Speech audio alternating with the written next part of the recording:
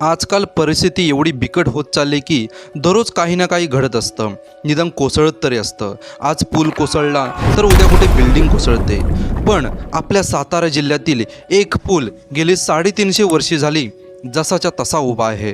हा पूल छत्रपती शिवरायांच्या इतिहासाची साक्ष तर देतोच, पण आजच्या इंजिनियर्सना आणि राजकारणी लोकांना आजेने खाली मान घालायला लावतो. हा पूल आहे प्रतापगडाच्या जवळ तेव्हाचा पार्वतीपूर म्हणजे आत्ताचा पार या गावी. त्या काळामध्ये पावसाळ्यात कोयनेच्या उगमस्थानाजवळ नदीला कायम महापूर असायचा. त्यामुळे पावसाळ्यात प्रतापगडाच्या पायथ्याला येताना नदी नेहमी ओसंडून वाहत असायची. या भागात प्रवास करणं म्हणजे एक जिकरीचं कामच होतं. म्हणून छत्रपती शिवाजी महाराजांनी या ठिकाणची पाहणी करून या नदीवर हा पूल उभारला होता.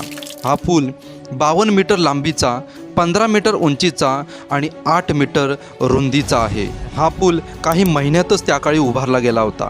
या पुलाला 5 दगडी खांब, 4 कमानी आहेत. इतिहासाची साक्ष देणाऱ्या या पुलाला ना कोणतं तंत्रज्ञान होतं, ना कुठला इंजिनियर लागला होता. पूल म्हणजे सध्याच्या टाय घातलेल्या इंजिनियरना विचार करायला भाग पाडणारा आहे. पुलाचा प्रत्येक दगड काटकोनातच घडवलेला होता. सारे बांधकाम फक्त चुन्यातच केले होते. एवढी वर्ष झाली पण अद्यापही याचा एकही चिरा ढासळलेला नाही. गडाच्या फटीमध्ये साधं झाडही उगवलेलं नाही. आणि हा आमचा कोयना पाटण रोड.